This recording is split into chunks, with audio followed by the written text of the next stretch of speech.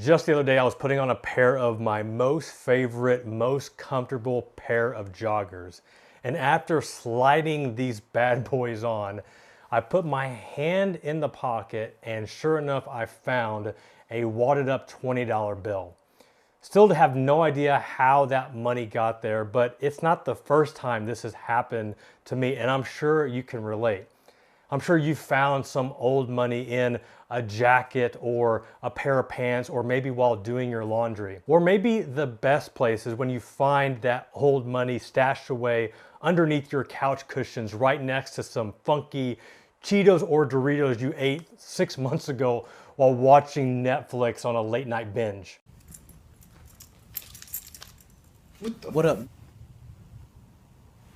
Now, I don't care what kind of day you're having, finding any sort of money, whether it be $5, $20, or $100, like that is going to make your day that much better. But what about finding over $30,000 that you had no idea existed and it's all yours? How would that make you feel? Yes! Yes! Well, today I'm going to share a real life story of some former clients of mine that woke up one day and found out that they were $30,000 richer. How did this happen? Well, we're gonna find out how and more right now. You know, since we're talking about finding money in couch cushions, I'm just gonna go ahead and check real quick. Oh, that's what I'm talking about, baby. Ooh. What's going on, y'all? Welcome back to the channel, Wealth Hacker Labs. This is the channel dedicated to teaching you new ways to grow wealth that is not taught you in schools or by your parents. I am your gracious host, Jeff Rose, and this is actually a fun story, one that I almost forgot about, but then whenever I started the $100,000 Grow Your Dough Challenge, where I have two different investment accounts, one with M1 Finance, the other with Robinhood. But with the account that I invested into Disney, this is where all those memories started flooding back. So one of the stocks that I had selected was Disney. And one of that was because one, my daughter loves Disney. She loves Frozen. We got Disney Plus, which we just enrolled in. We just watched the DeLorean.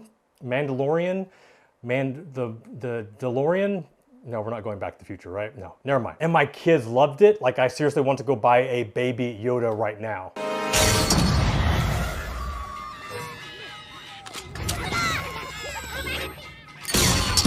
But I digress. Back to the story at hand. I'm talking about these former clients of mine. So this meeting took place about, I'm gonna guess 10 years ago.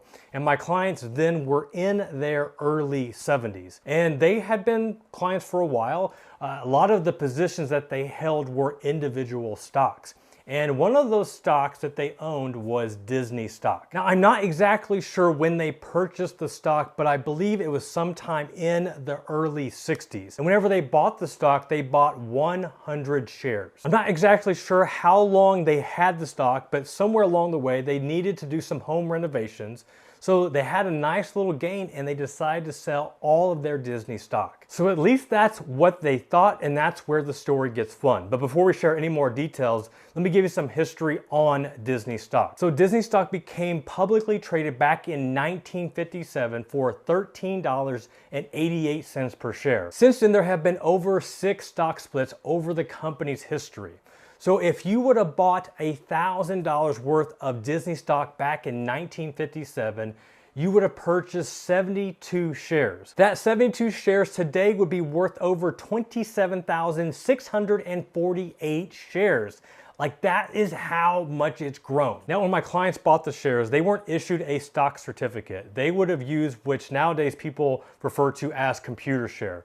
So basically, you are buying your shares through some sort of custodian or some sort of agent, and they hold the shares for you. As I mentioned, my clients bought 100 shares of Disney stock, and then whenever it was time to do their home renovations or do their home project, they sold 100 shares of Disney stock. So what do you think happened? This is why I love this story so much and why I wanted to bring this up, especially with me doing the dividend portfolio with this Grow Your Dough Challenge, because dividends are a real thing. They are a force. Many people see a stock that's paying a dividend of 1.5% or even 3.5%. And they just think, ooh, that's all the dividends paying? Ooh, 3.5%, whoop-de-doo. But if you are investing for the long term, then you realize that dividends are a powerful force and you don't want to mess with the force.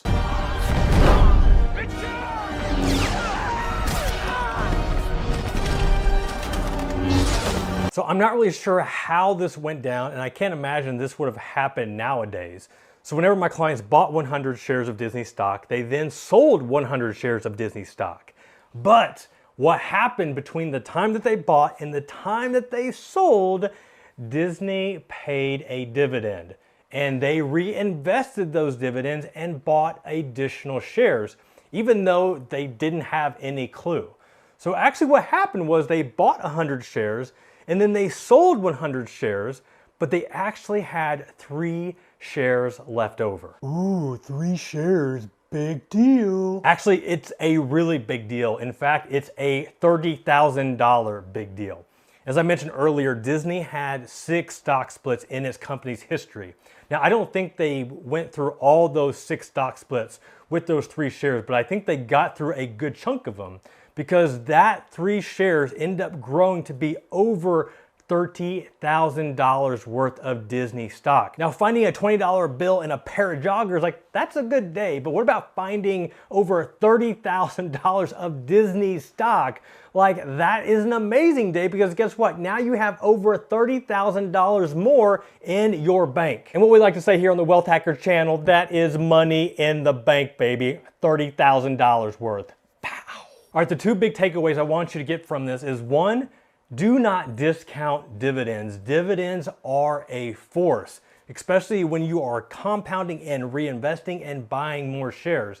And that is big takeaway number 2, is that you don't want to take those dividends as cash unless you are retired and this is your retirement income. But if you are still young, you are reinvesting those dividends. You are buying more shares because that's how you continue to grow wealth, through compounding interest and through those dividend payments. So let me go ahead and throw in a 3rd takeaway. You're not going to take advantage of any dividends, of any compounding interest, unless you start investing and buying stock or mutual funds or ETFs. You've got to buy something. So if you are still watching this and you haven't taken part in any sort of investments, stop wasting your time. Open an account with M1 Finance, open an account with Robinhood, E-Trade, Ally Invest. I don't really care where you open your account, just open the account and start investing. No more excuses, start investing today so that one day you can wake up and you will have that much more money in the bank. All right, y'all, until next time, this is Jeff Rose reminding you that it's your money, it's your life, and you can only make it awesome if you put money in your bank. So start investing. Peace.